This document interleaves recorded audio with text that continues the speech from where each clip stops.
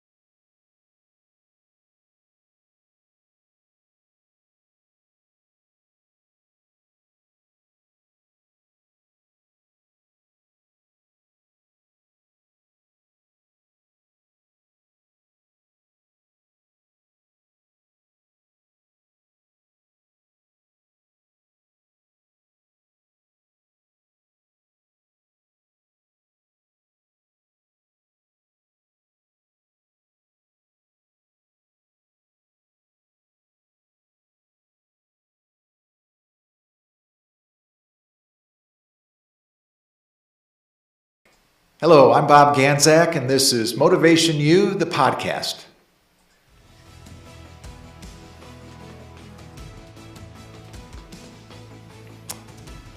I spent a lot of time on the road.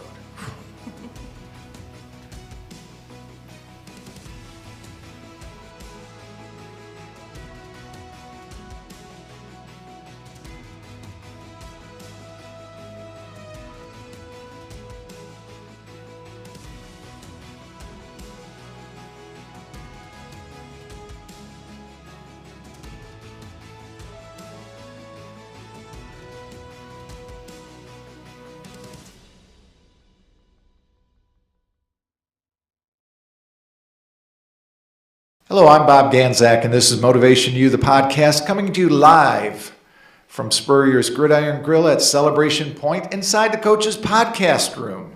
Got a very special guest today I'll introduce in a moment. Just a little tidbit. We are available on Facebook Live, YouTube. You can watch us there. So many, 30-some different platforms that we are on, if it's Apple Podcast or wherever you find your podcast, you can find us. So encourage people. And if you have questions, just write them into Facebook Live here and ask the questions. And Jared or Zach, our producers, will get us the question on air and we'll be able to answer that.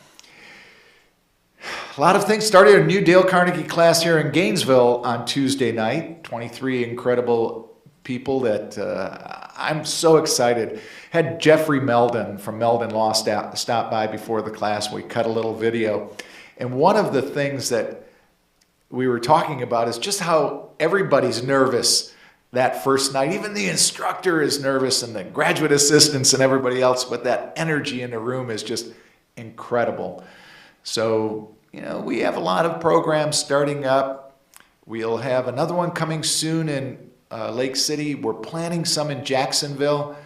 So to keep tabs so you can come and join us, go to jacksonville.dalecarnegie.com, jacksonville.dalecarnegie.com, and find a course. There's a little button up there that you can hit that, and then you can join us and be a part of that. So a lot of things happening very quick. It's going to be a full summer.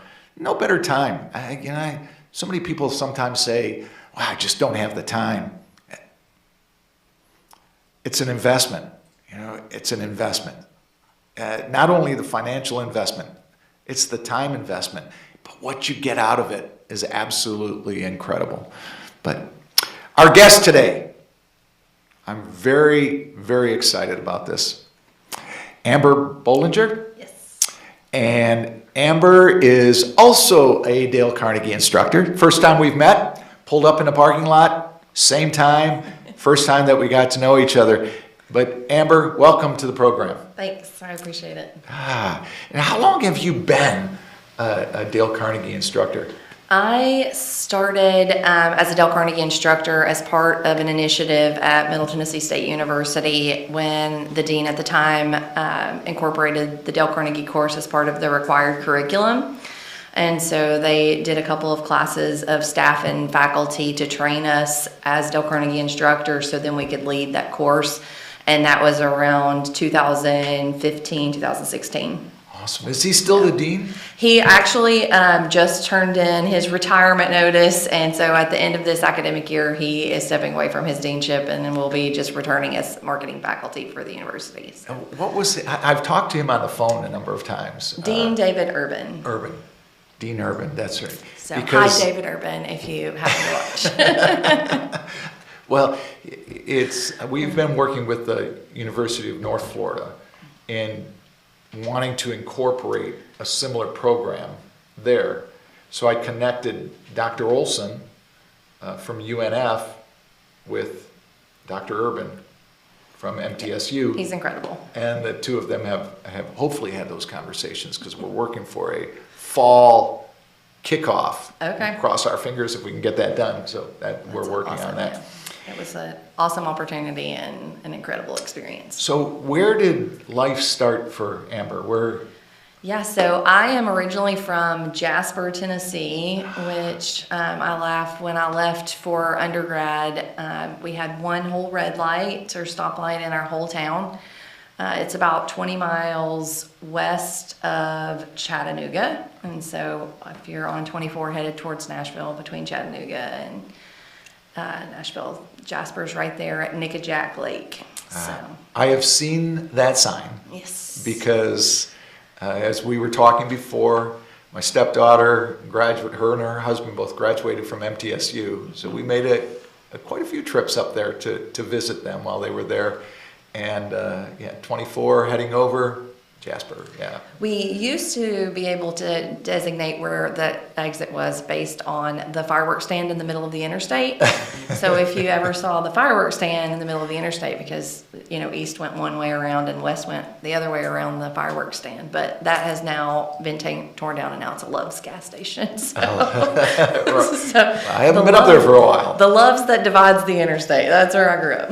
When we went to graduation in 2008, they graduated in 2008, we flew up. So it was, I still remember that day because my daughter was graduating from UF here. And so her graduation was in the morning.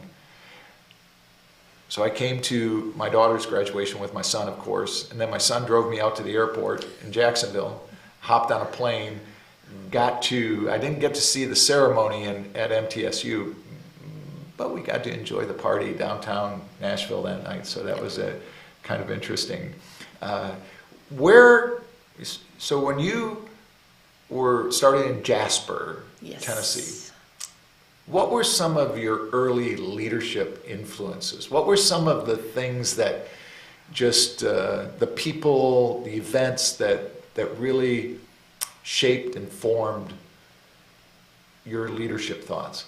Yeah, so it was a very rural area, and so a lot of,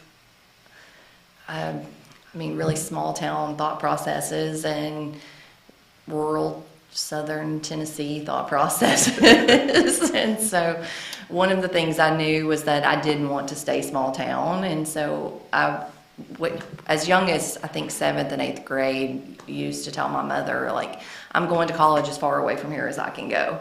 I have always had an explorer heart, and so like leaving was something that I knew I wanted to do. So when it came time to actually start looking at colleges and everything, and then the financial reality of college also came along with that. Like Middle Tennessee is really where was my only option. And back to your question of like leadership, like my parents were really who I looked to for leadership.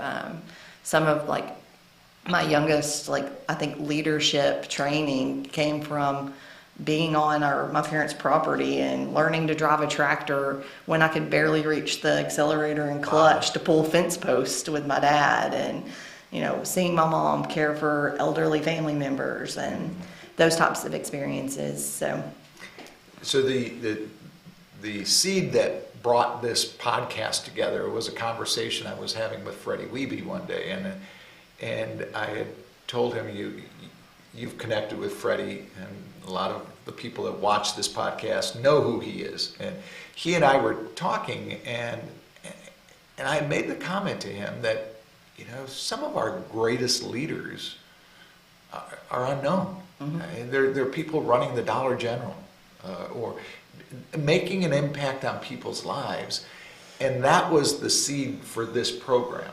It was that you don't have to have the name of Buffett or Gates or Musk or any of these big names to be great leaders. We can lead teams. We can lead small groups and small pods inside our companies. And that was kind of how we got started. And so I always like to find out what somebody else's leadership journey. Now, explain to us what your role now is, because you're at the University of Florida. Yes. So explain what your role is there, and then we'll kind of kick back into your history and bring some of that up. So my role right now is oversight of a sequential set of coursework that is really geared towards experiential learning and professional development and developing those soft skills that students need to go out and be successful in the real world. So a large part of what I do is a first year experience course, which brings students in and helps them through that transition piece and introduces them to all of the resources that are available to them as students to help them with the transition to being a college student, because it is so much different than what they're accustomed to in high school. And then another huge piece of what I do is the internship experience for our a little bit older, more seasoned students as they get out there to experience the real world in a working style setting, and really like helping them reflect on that experience and set goals for themselves for professional growth and development. Is this through the business school? Or? Yes, it's in the Warrington College of Business. I work with all the Heavener undergrads. How did you get connected with UF? Job searches. So it was really through, we use the term butterfly effect a lot in our coursework with our first year students about how you can have a really clear plan for what you want your life to be, but all these butterfly effects are going to interject into your life and change your pathway. And that's really what brought me here. I had left my position at Middle Tennessee and went to the College of Charleston, was working there, and then I had moved my entire family to Charleston. In August, the pandemic hit, and we were then in a brand new town that we'd lived in for 6 months. No community, no one, and all of us were confined to our home by ourselves.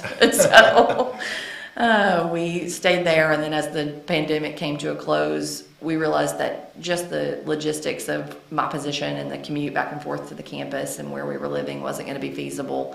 And the position hadn't worked out to be exactly what I'd wanted professionally. And so I started looking and found this position that kind of married all of my interest. And I was like, you know what, let's throw my name in the hat and see what happens. And so here we are. So College of Charleston, you have to admit that's a nice little town to, and where the college is located. It is, yes. It's pretty, it's unfortunate that it happened the way it happened. Yeah. But now you can always go back there and visit. For sure, yes. Quaint little town Charleston is a fabulous place to visit. We loved, all of the fun stuff and access to the things downtown. But in terms of like building a life with a family and with all of the inner structure of that type of thing, it just wasn't going to work for our family unit. And so we were like, we tried, we saw, we conquered, we're moving on. That's flexibility, right? We talk about that in the Dale Carnegie class. Sometimes you have to live intentionally and do it flexible, have that flexibility. When you graduated from MTSU, did you directly go to work for them or? No, I actually didn't. My first professional role was in long-term care. And that's kind of what has, again, led me down this path in terms of like being really passionate about professional development. I started a position, I worked with the regional team of consultants who went out and helped really with facility management from all of the different healthcare disciplines. And a lot of my role was organizing and implementing professional development conferences every year for all of the different healthcare disciplines. And so I just really fell in love with like helping people grow and do better in their work and getting them invested in what they were doing and getting their excitement about the jobs that they were doing too. And so I decided after doing that for 6.5 years, there was really not a lot of advancement opportunities, and I've always been very ambitious. And so I was like, what can I do now? And so I decided to go back to school. I applied for a master's program and was going to do a master's of business education that had a training and development concentration for really corporate style training and development. And at the same time decided I would like to go back and work at the university because of education benefits. And so the day that I got my letter for admission to the master's program, I got a phone call inviting me to an on-campus interview. So it was just really worked out. And I was able to start an administrative position on campus, did that full time while I did my master's program with a 2-year-old and a new family, and did that for 2 years, and then moved into more of the role that I've been doing in higher education and advising that led me kind of on my higher ed journey from there. That's pretty, it's interesting. Now, it was at MTSU that you connected with Dale Carnegie. Yes. And if you can give us a little synopsis of what that program was and how you got involved. Sure. And what that journey was like. Right. So it was a new program that the dean had started because, him going out and talking to employers, everyone that he talked to was like, your students are coming. They have the technical knowledge and those skills. That's not where we're lacking. It's the being able to communicate and work appropriately with people and in team settings and develop all those soft skills. And so he was a graduate of the Dale Carnegie program, and so he really started seeking out opportunities to incorporate that into the required curriculum for the business students.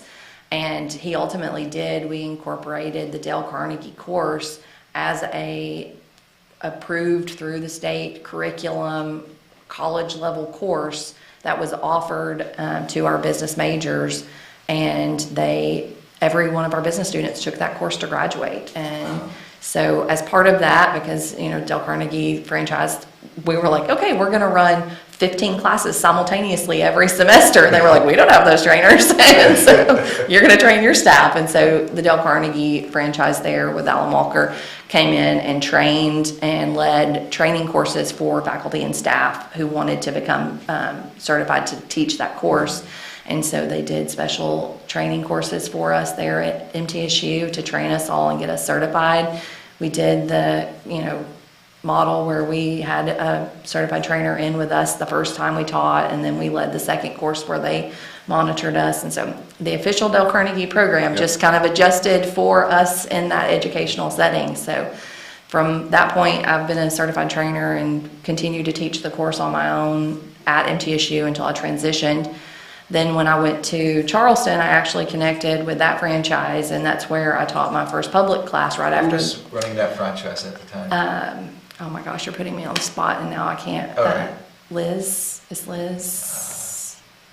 I believe it's Liz. Okay. But I would have to go back and check my email. I'm sorry. And my brain is compartmentalized and put that aside at this moment. I hear you. Would it have been Ingrid? Yes, Ingrid. Yes.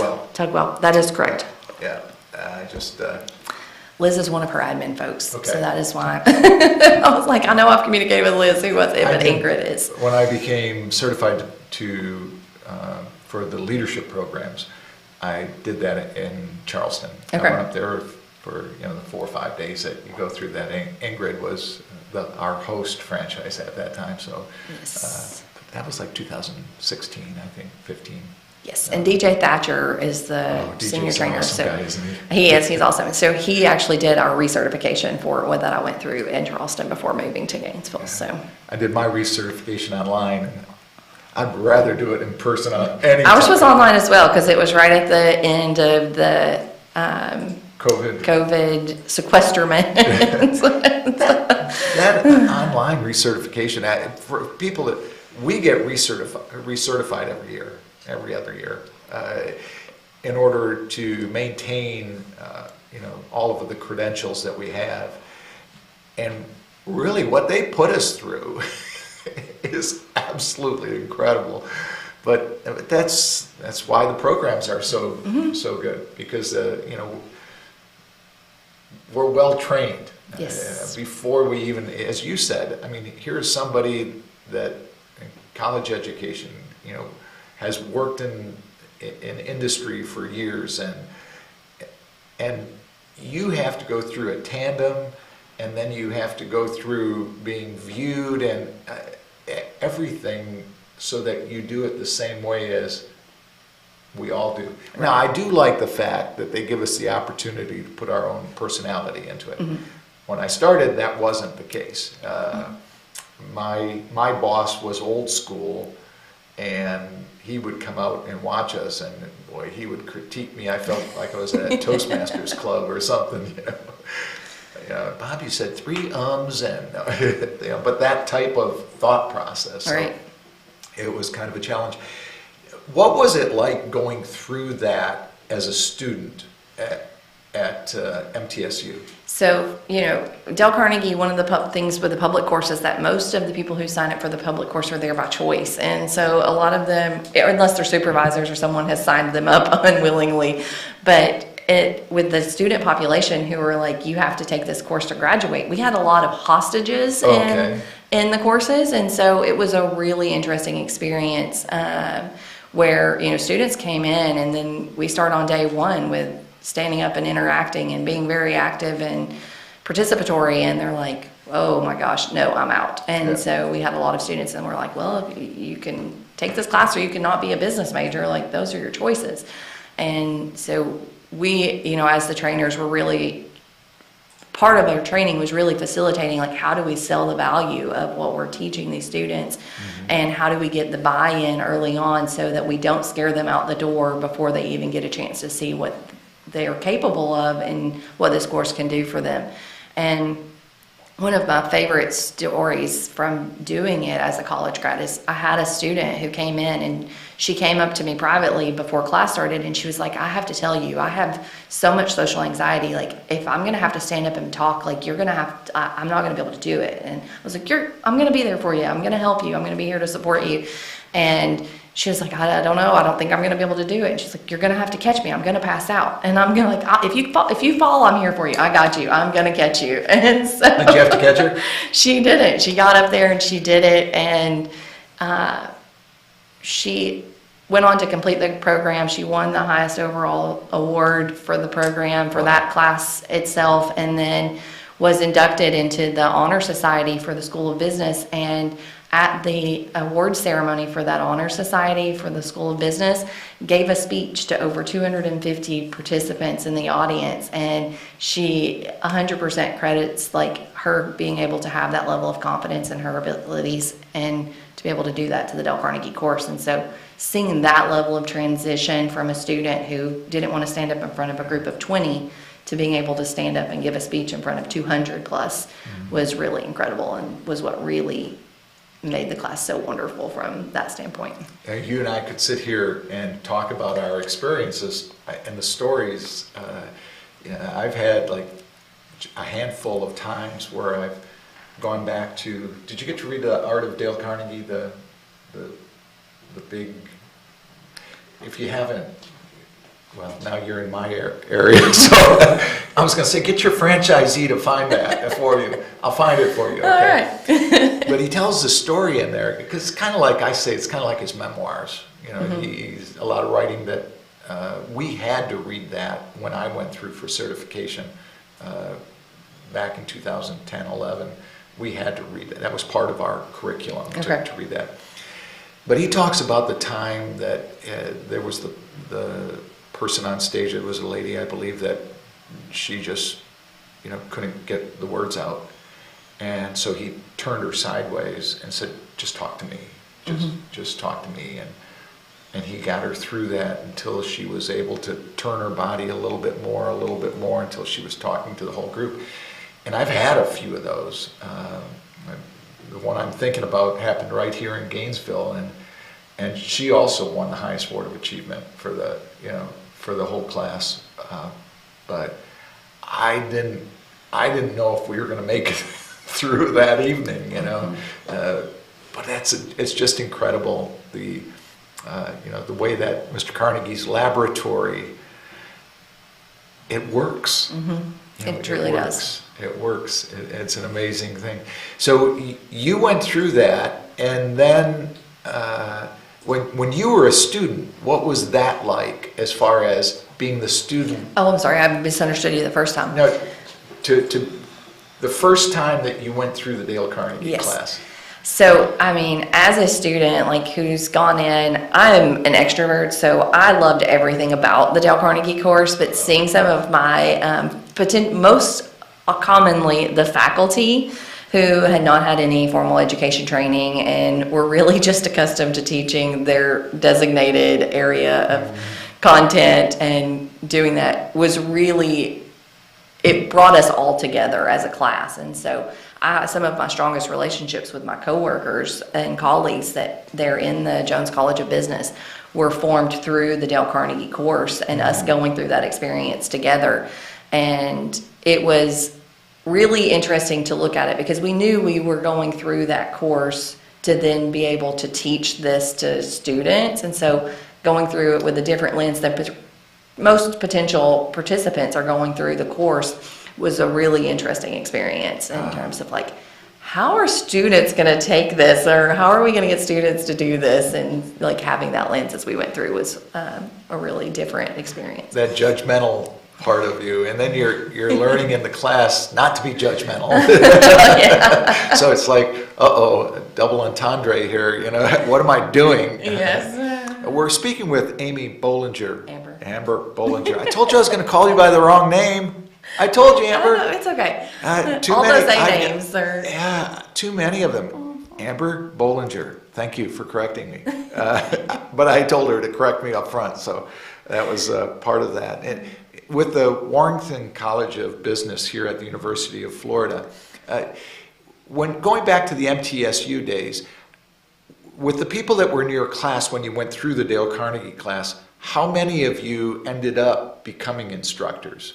Yeah, so almost all of the faculty and staff went through like an accelerated version of the class to some level so that they could familiarize themselves with what Dale Carnegie was as we were implementing this into the curriculum.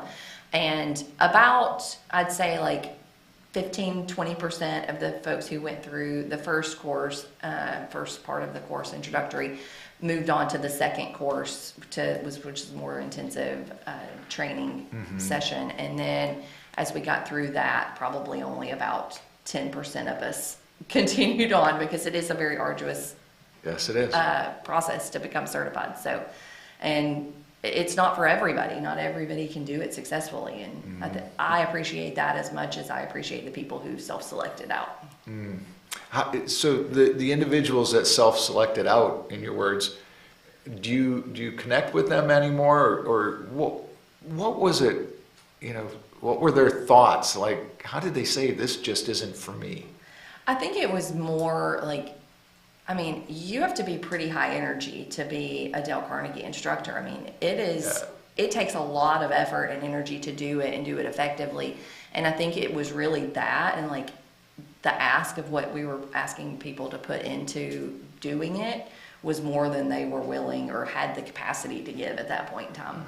I share with you, war stories, right? That's we tell a lot of those. But I taught a class for an in-house class for a client, summer of 2018, and we had 105 people. So we divided it up into 4 classes. So Monday, Tuesday, Wednesday, Thursday, and then because of their schedule, we had a Friday class for the people that could not make it. And they were all on the same timing, so it was session 1, all went through session 1 the first week. And we would have, 10, 15 people out of the 100 that couldn't make it, so we'd have a smaller class on Friday. I never knew how difficult it was going to be to teach 5 classes in a week of Dale Carnegie. And to have that same energy on Friday that you brought on Monday morning, it was just like, what did I do to myself? Yes. That really, did you ever have to do back-to-back classes, or? I didn't, because I was teaching at an adjunct, but I did teach adjunct after working a 40-hour work week in my regular full-time job. And so I would work Monday through Friday from 8 to 4:30, and then I would go into a 4:45 class that lasted until 7:30, or if it was a 2-day-a-week class, it would be an hour and a half, and we would do kind of half of session 1 or whatever. And so like maintaining like, okay, it's the end of the day, I'm not going home, now I gotta go in and do Dale Carnegie training for another, hour and a half or 3 hours, and like keeping yourself motivated in that way. But it is, the content itself is motivating if you are passionate about what you're doing, and I think that plays a big part in why I love it so much. We have 2 adjunct instructors out of the Jacksonville franchise. Tim Shoptaw, who works with Amedisys, he's in the finance end of things, so he works a regular shift. And then Fred Hewlett, who is a school teacher So he's kind of like that. He leaves the kids at the high school. I believe he teaches history, American history. So he leaves that and then goes to do his class, and that's a long day. It is. I mean, when you're looking at, being at the high school at 7:30 in the morning, and then you never get out at 9:30. It's by the time the instructor leaves, it's 10:15, 10:20, and when people are asking questions, and you have to be just as energetic as they're asking the questions as you are during the program. So I see where you're coming from on that. That had to be a difficult challenge on that. What is your favorite part of the program? We all have our favorite sessions, right? Yeah. What is your favorite part of the program? So my favorite part is actually one that's not even really included in the 8-week course, and it's the flexibility drills. Okay. I love the flexibility drills. I think that it pushes people out of their comfort zone. It is kind of wild and out there, but also serves such a valid purpose, and helps people understand the importance of not taking yourself so seriously, and being able to kind of push your comfort zones and press yourself. And it is one of my favorite sessions to do, and we did do it in the curriculum for. So it is Middle part of our Tennessee. 8-week Oh, it is? Okay. program. So I will invite you Oh, yes. in I on week love 6. That's week 6 for us. It's my favorite. We do the stress reports in the first half, and the flexibility drills in the second half. Okay. A couple of times I flip-flop those, but just so they can do the stress after the flexibility. I know, because they are stressful. And give them one more reason to start applying some of those stress principles. But mine's always been week 7. I do week 7 with the showing appreciation, giving that one-on-one, and then the inspirational talk. I'll flip-flop those sometimes too, especially if I have somebody making up, or because if you show up to class, and even if you're just making up because you missed a session in an earlier program, you are just like everybody else in the room. So I'll flip-flop those so that people can listen to the new student who they don't know and get a little bit. So when it comes to the appreciation, they have some context to go with them on that standpoint. So we're going to take a quick break here. We've kind of having this conversation. We've gone way beyond. My name is Bob Ganzak. This is Amber Bollinger, and this is MotivationU, the podcast.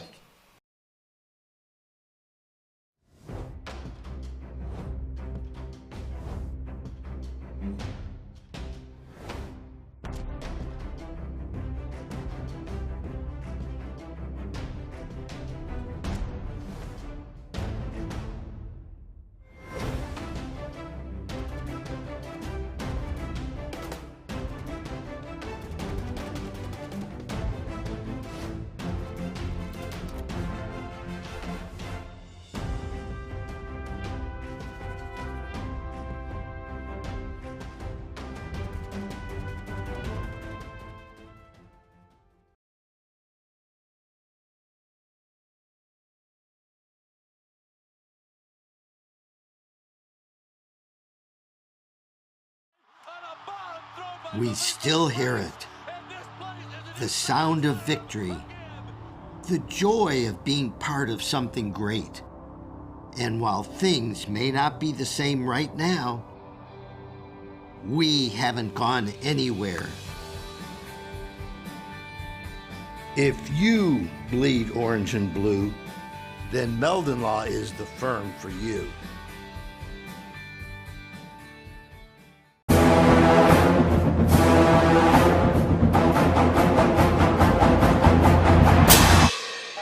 Jeffrey, what are you doing? Well, I'm joining the band, of course. Since Meldon Law is the official law firm partner of the Florida Gators, I want to help.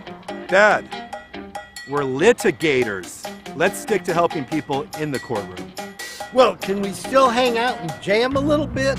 At Meldon Law, we won't back down. There are a few tickets left for Gainesville's best pig roast and special whiskey debut. Sunday, May 21st from 2 to 5 p.m., Spurrier's Gridiron Grill is roasting a whole pig and sipping Piggyback Rye whiskey. Join us at Vicer's Rooftop for the release of Spurrier's Piggyback Rye's private labeled barrel select whiskey. We'll have specialty drinks, games, raffles, plus each ticket includes your own bottle of Spurrier's Piggyback Rye whiskey to take home. Go to Spurriers.com to get your ticket to join 125 of your friends at the Rooftop Pig Roast before we sell out. Looking for more reasons to celebrate? We have them here at Celebration Point. Enjoy some of the newest additions to our already celebratory lineup, like Dave & Buster's, Les Macarons, and Prime and Pearl. There's always a reason to celebrate. Join us anytime for any occasion. Celebration Point, where Gators come to celebrate.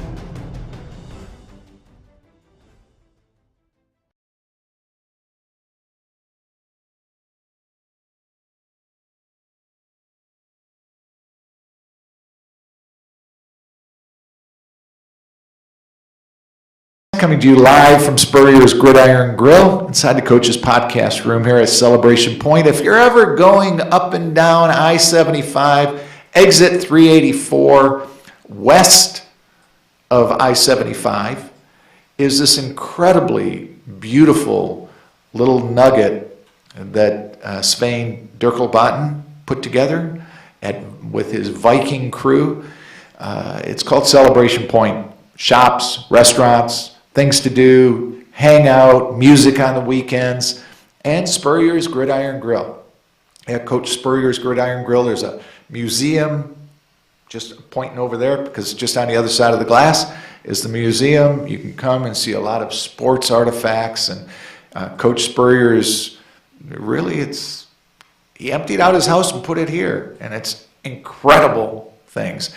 But the food here, just absolutely wonderful. My wife and I were here 2 weekends ago or 3 weekends ago and had an incredible, it was graduation weekend, so it was really nice to see all the grads coming in and what have you. So, Amber, I am so interested to find out about how you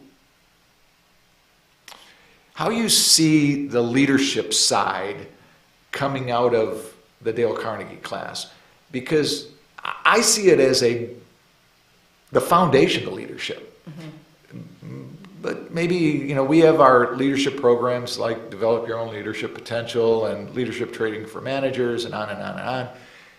But what do you see leadership coming out of the Dale Carnegie class? I agree. I don't know how you couldn't see leadership coming out of the Dale Carnegie course. For me, so much of leadership is the relationship building and the gaining trust and all of the principles, and that is what students, if they are really practicing the principles of Dale Carnegie, then they are inherently going to become leaders because other people are going to look to them and follow their lead. We talk a lot with our students about leadership doesn't mean a title. And I think that is really what the Dale Carnegie course embodies, is that you can make impact and be inspirational and be influential without a title. It's all about how you approach life and how you interact with others and the respect that you give and the respect that you earn. Yeah, that's a good assessment of that. And when you were at MTSU and the programs were, the students had to take it because it's part of their curriculum, they had to take it. What was week 2 like? That first defining moment talk, because in public classes, I've had to go out to the parking lot to bring students back in because they just couldn't, they'd be the first half of class and then they would leave. Mm-hmm. And I'd see them getting in their car and I'm going, whoa. And you run. What was that like, that experience for them? The first time for those introverted individuals, that first time they had to get up and talk to their fellow students? I would say even more so than like necessarily the introversion, it was for somebody who really sees themselves as not having lived much life, it's like I haven't lived enough life to have had a defining moment. And so helping them identify things that have happened in their life that really has truly impacted who they are. But then there's also the students who have lived so many incredible experiences and lived through so many incredible experiences. And when they open up and are willing to share about those, and then seeing the impact that having that level of vulnerability has, and letting them kind of lead the course and showing that level of leadership and how it inspired the students who maybe didn't feel so confident to get up there, once their peers had done it and shared something so significant, really impacted the other students and their willingness to do it. Now, I've been a guest speaker and lecturer at University of North Florida, and I'm working with the professor that is in the room. And when I watch their style, and remembering back my college days, I mean, as a professor, you really don't do any coaching. Mm-hmm. And then all of a sudden, when you're a Dale Carnegie instructor, you do coaching. I mean, you interrupt people and you coach them and help them bring out what they have inside them.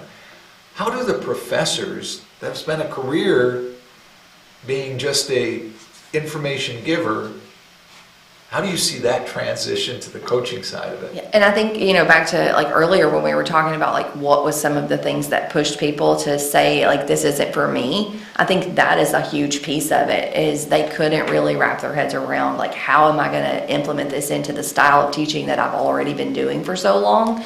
And then others who really saw the value in it really embraced that. And one of my biggest mentors, Dr. Barry Blair, he continued in the program and is a certified trainer and is still doing that. He's the department chair for the marketing department at Middle Tennessee now.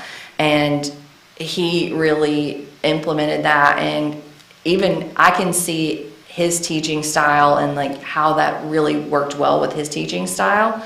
But it is a challenge, and like especially for some of our tenured faculty who had been there for so many years and had really, like this is what I teach, this is how I teach, and this is how I do it. And then someone's coming in and saying, nope, you got to do it this way, this way, this way, or you're not doing it right, which is really what the Dale Carnegie training does. And it was a challenge for some folks to be able to really change that late in their careers to doing something differently. I wonder if they, when they went back to teaching their normal curriculum, if they implemented some of the techniques that were taught in that. I wonder how that helped or hindered their teachings in other programs. Do you know any? I do, 100%.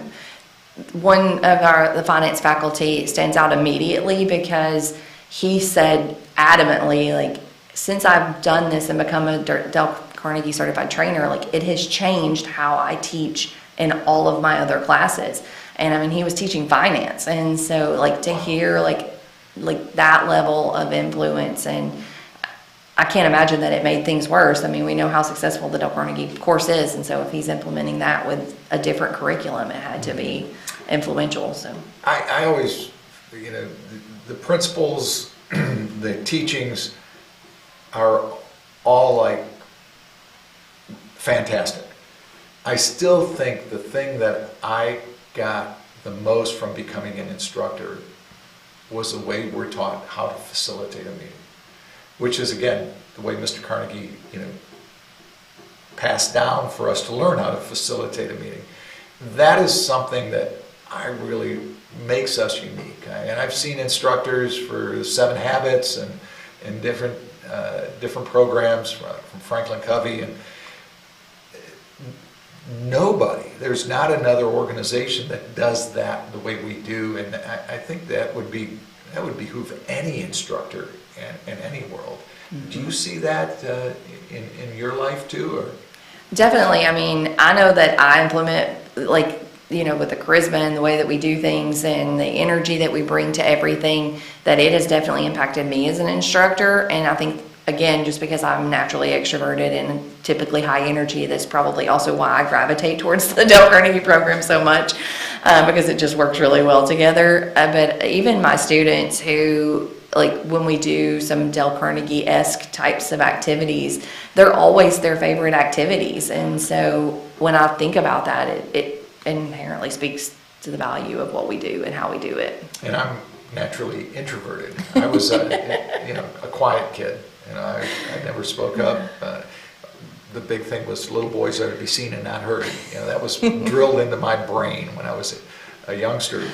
So it's like when I walk into the room for class, I mean, it's like boom, there you are. I mean, it's so much fun. I mean, and I love people. Even being introverted, I still love people. I mean, that's just, I love being around people, and I love watching people grow.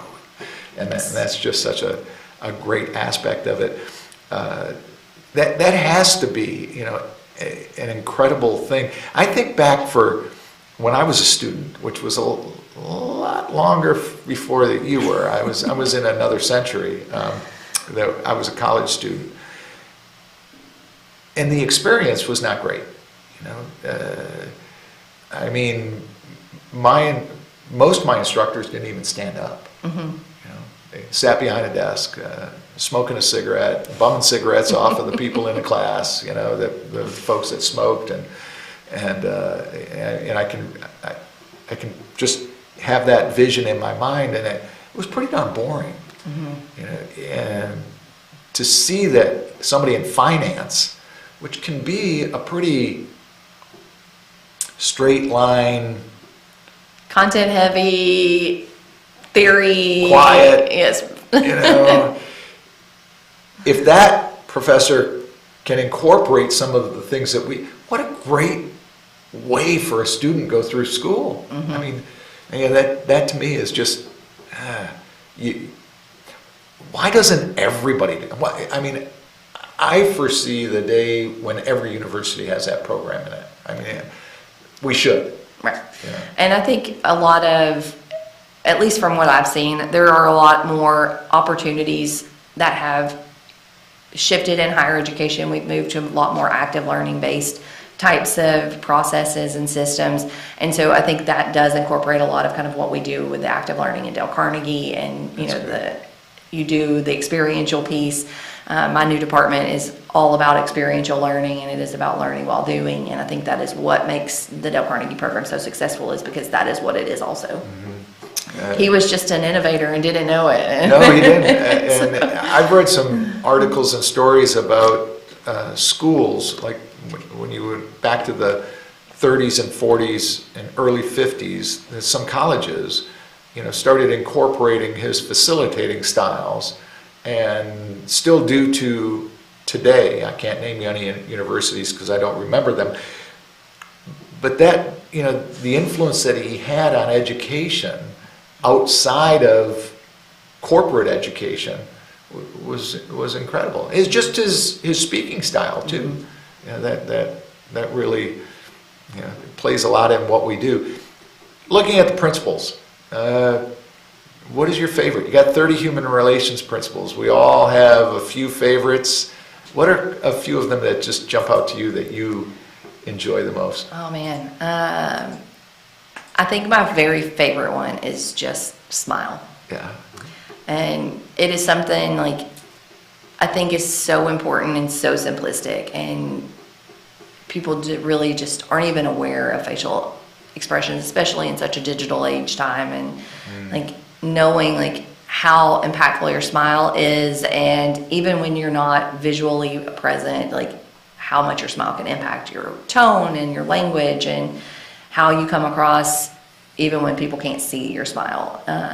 And I think that is probably by far my favorite. That's good. That's good. Yes, I spoke to a group yesterday in Lake City, Florida, just north of where we are here. I don't know how long you've been in Gainesville, but yes, Lake City's about 45 minutes north of us. And I spoke to the women's lunch and learn. There was about 100 women at lunch, and when I mentioned smile, because I went through not all the principles, but a handful of my favorites. And smiling was one of those. And I asked him, I said, "Do you ever meet somebody that was smile challenged?" And everybody just laughed. I didn't expect that response. And so when I started asking them, no names, but what is the person like? And they would start describing this, individual that just could not smile. It's just amazing. Probably my favorite principle is ask questions instead of giving direct orders. Because it's so great as a parent, and as John Wooden, the great basketball coach, said, don't do for someone else what they can do for themselves. And that's kind of the same thought there when you ask those questions and you help people discover what they have inside instead of telling them, I need you to do this. That's one of my favorites. And smiling, and the biggest one, the challenge one for me is don't criticize, condemn, or complain. I was just about to say that, it is, I think, the most important and also the most difficult at the same time. So we spent probably 10, 15 minutes talking about that yesterday. It was, I'm pretty good at not complaining anymore. I've worked that out of my system. And the criticizing, I've really, consciously, it's the condemning. It's that thing that goes on in your mind that just is like a automatic switch. When there's not enough water in the kettle, the pot turns off automatically. Well, sometimes that switch goes off in your mind, or it just goes. And so I told everybody in the room, I said, okay, now everybody just don't think about criticism, don't think about complaining. I want you to not condemn. We're just going to go 10 seconds of silence, not condemn. And I saw the lights go, can't do it. That's such a challenge. It is.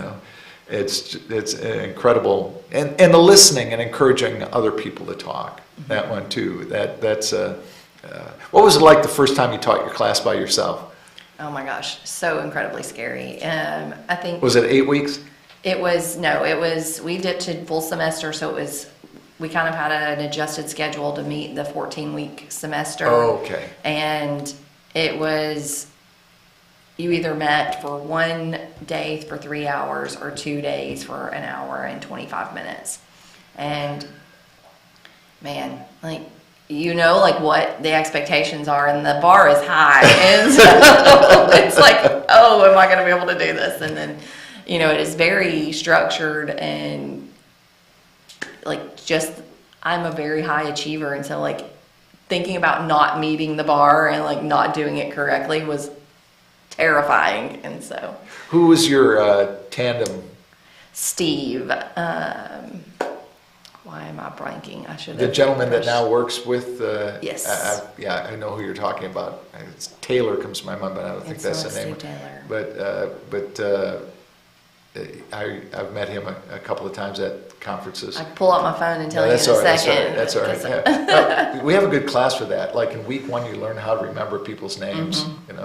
Yes, Both of us are forgetting names. Man, you're asking me questions that was years ago. I've cataloged and moved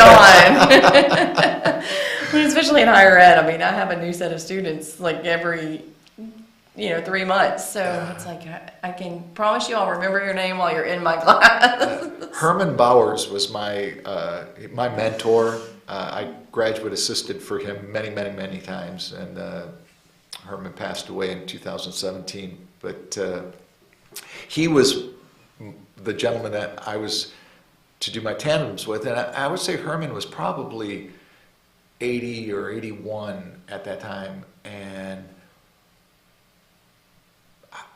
had more energy than I could ever dream of having 10, 15 years ago. And he got sick. Overton, yeah. See? I was like, it's gonna come to me. Fist bump. So he got sick. So my first night he's there, but he can't do anything. And then week 3 he didn't show up.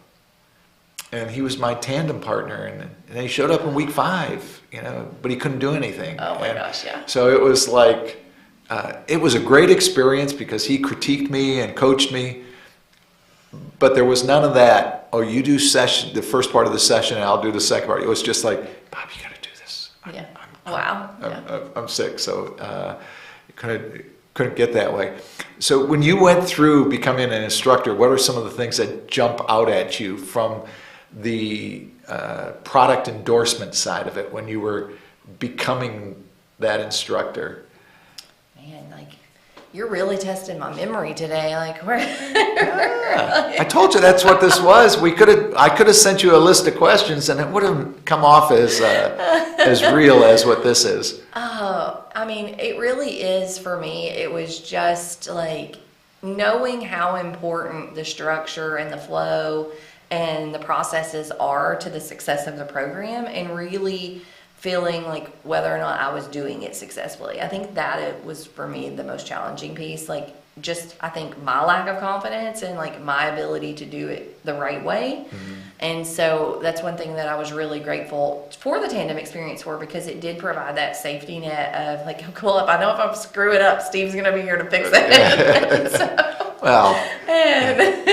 So it gives you that little bit of security that you're not, for me at least, I wasn't going to mess it up so badly.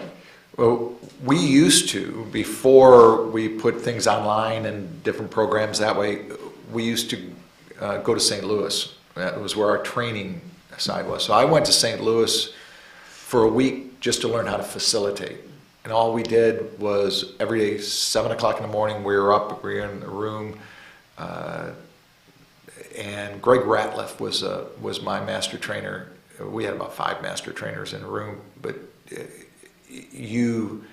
all you did was facilitate all day, and then if you got asked to come back for product endorsement, if you passed that part of it, then you came back for another week. So I went home for a couple of days and then came back to St. Louis for another week, and that was all about learning how to teach the Dale Carnegie class. And that whole experience to me was just, I mean, that was probably 2 of the best weeks of my life, because I learned a lot about myself.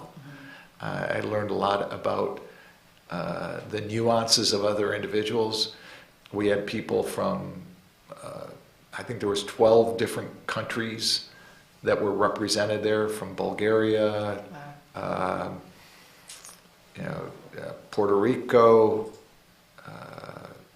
Denmark. I mean, all over the world that we were there together going through that. So, what is some of your advice that you give to people that might be thinking about taking the Dale Carnegie class?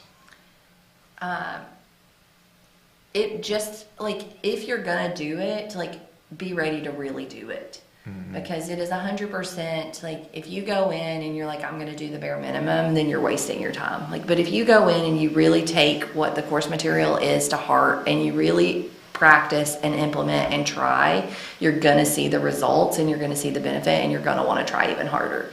Mm-hmm. I think, like, and that's how I started every single class with my students. It's like, you're going to get out of this what you're willing to put in tenfold. Mm-hmm. And if you're not willing to put it in, then don't expect to see the results. Mm-hmm. And we get a lot of people that show up to the class, don't read the book. It's something magical happens when you do both at the same time. Mm-hmm. When you read the book and do that. Amber, I appreciate you being here. Yeah, no problem. I enjoyed it. Thanks for all the memory pushing questions. That's right. So next Tuesday we're going to put you to work? Yeah, let's do it. I'm ready. So I'll be there. You show up to class. I'm just going to sit in the back with the grad assistants. It's your program, all right? Oh, man. All right. Kick that off, and I want to see what we can do. Okay. I appreciate it very much. Yeah. Coming here. Thanks. This is coming to you live from Spurrier's Gridiron Grill here at Celebration Point inside the Coach's Podcast Room. My name is Bob Ganzak. She's Amber Bollinger. And this has been MotivationU, the podcast.